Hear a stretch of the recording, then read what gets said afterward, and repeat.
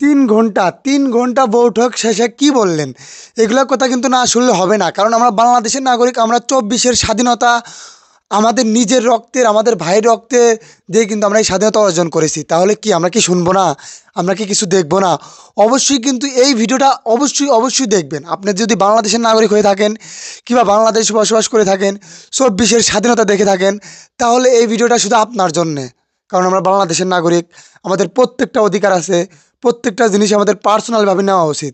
আমরা খেয়ালিভাবে নিলে আমাদের হবে না। তো অবশ্যই কিন্তু ভিডিওটা আমরা মনোযোগ সহকারে দেখব। চলুন যাই, ভিডিওটা শুরু করি। বিষয়টি জানাবেন। ৩ ঘন্টার বেশি সময় ধরে বৈঠক চলছে। আলোচনার বিষয়বস্তু সম্পর্কে কি জানতে পারলেন আমাদের যদি একটু জানাতেন। আনুষ্ঠানিক বৈঠকটি এখন থেকে ঠিক ধরেন অন্তত ১০-১৫ মিনিট আগে শেষ হয়েছে।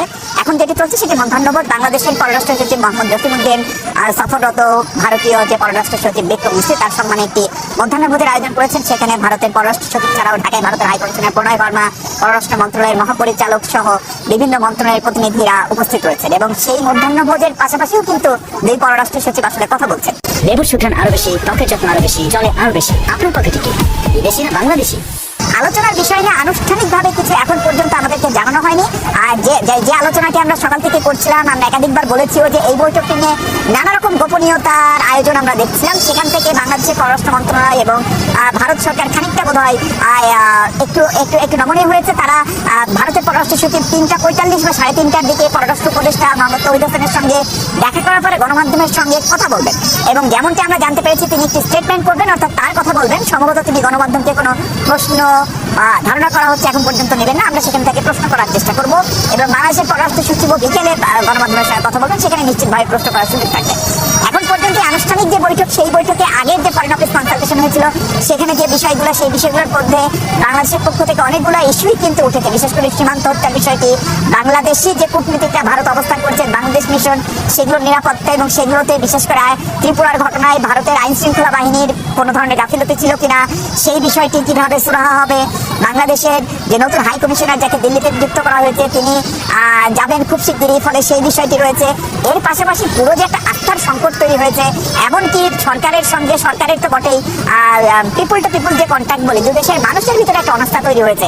সেই পরিস্থিতিগুলোকে কিভাবে কাটিয়ে ওঠা যায়, বাণিজ্যকে কিভাবে স্বাভাবিক করা যায়, ভিসা যে আগের মতো অন্তত স্বাভাবিক কিভাবে করা যায়, সেই বিষয়গুলো কিন্তু বাংলাদেশের পক্ষ থেকে নিশ্চিতভাবেই আলোচনায় এসছে। এর পাশাপাশি যেটি মোদ্দা যে রাজনৈতিক বার্তাকে বাংলাদেশ সরকার, বিশেষ করে অন্তর্বর্তী সরকার প্রফেসর ইউনূসের নেতৃত্বে ভারত সরকারকে দেওয়ার চেষ্টা করেছে, সেই বার্তাটি হচ্ছে যে ভারত এবং বাংলাদেশের যে সম্পর্ক, সেই সম্পর্ক অবিচ্ছেদ্য, পরস্পরকে অস্বীকার করার সুযোগ নেই।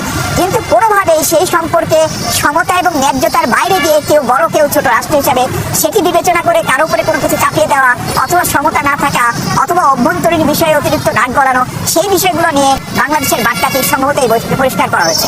ভারতের পক্ষ থেকে বাংলাদেশ অবস্থানরত সংখ্যালঘু সম্প্রদায়, বিশেষ করে হিন্দুদের নিরাপত্তা, তাদের ধর্মীয় আচার আচরণ পালনের ক্ষেত্রে তাদের যে স্বাধীনতা এবং ধর্মীয় পরিচয়ের কারণে যেন কেউ কোনোভাবেই অন্যায্যতার শিকার না হন, আক্রমণের শিকার না হয়, সেই বিষয়টি ভারতের প্রধানমন্ত্রী যে মেসেজ, সেটিও ভারতের পররাষ্ট্র সচিব নিশ্চিতভাবে বাংলাদেশের পররাষ্ট্র সচিবকে দিয়েছেন। আমরা তারা যখন কথা বলবেন তখন আপনাদেরকে হয়তো আরো বিস্তারিত বলতে পারবো। অপেক্ষায় রইলাম। ধন্যবাদ আপনাকে মিশু। বুঝতে পারলে কিংবা শুনতে পারলেন? ঠিকই বুঝতে পারছেন। বাট একের পর এক শুধু সময়, সেকেন্ড এইভাবে চলে যাবে, বাট আমাদের কোনো কিছু হবে না। এই যে ভারত চেষ্টা করতেছে, বাট আমাদের কিছুই করতে পারতেছে না। এইভাবে একের পর এক প্রতারক করে গেলেও আমাদের কিছুই করতে পারবে না, কারণ আমরা সৎ এবং মুসলিম, একের পর এক আমরা সত্যর পথে থাকবো। তো যাই হোক, আজকের ভিডিওটা ছিল এতটুকুই। যদি ভিডিওটা ভালো লেগে থাকে অবশ্যই কিন্তু চ্যানেলটা সাবস্ক্রাইব করে যাবেন এবং লাইক, কমেন্ট, শেয়ার করবেন। ধন্যবাদ।